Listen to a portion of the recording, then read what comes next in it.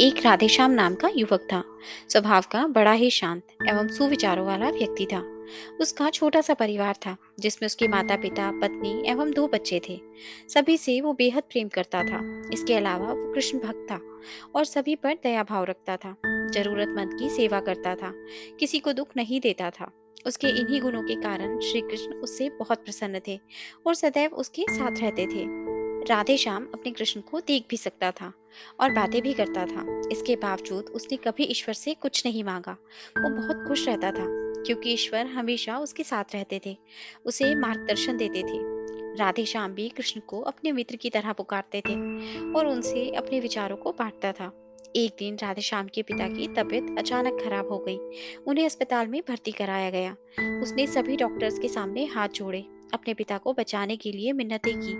लेकिन सभी ने उससे कहा कि वो ज्यादा उम्मीद नहीं दे सकते और सभी ने उसे भगवान पर भरोसा रखने के लिए कहा।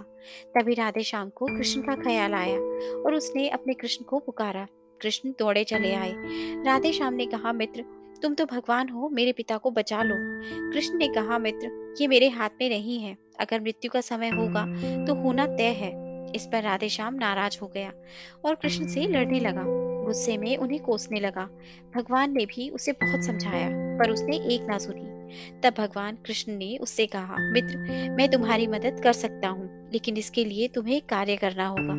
राधे श्याम ने तुरंत पूछा, कैसा कार्य?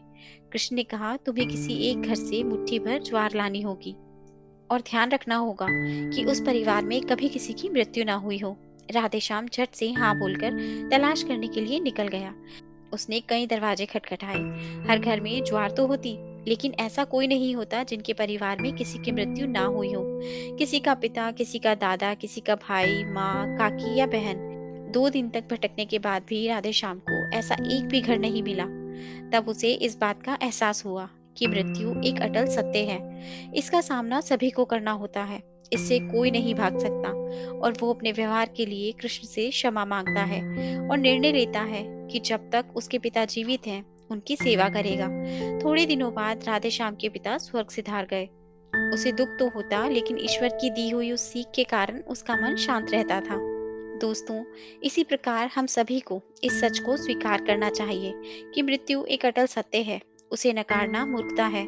दुख होता है, लेकिन उसमें फंस जाना गलत है, क्योंकि केवल आप ही उस दुख से पीड़ित नहीं हो, अपितु संपूर्ण मानव जाति उस दुख से रूबरू होती ही है। ऐसे सच को स्वीकार करके आगे बढ़ना ही जीवन है। दोस्तों, आशा करती हूँ आपको ये कहानी अच्छी लगी होगी और जरूर कुछ नया सीखने को मिला होगा। आपका एक लाइक, शेयर और सब्सक्राइब हमें ऐसी ही और वीडियोस बनाने के लिए मोटिवेट करता है। इसलिए अगर अभी तक आपने हमारा चैनल सब्सक्राइब नहीं किया, तो प्लीज़ आप हमारे चैनल को सब्सक्राइब करें। आपसे कल फिर मुलाकात होगी एक नई कहानी के साथ। धन्यवाद।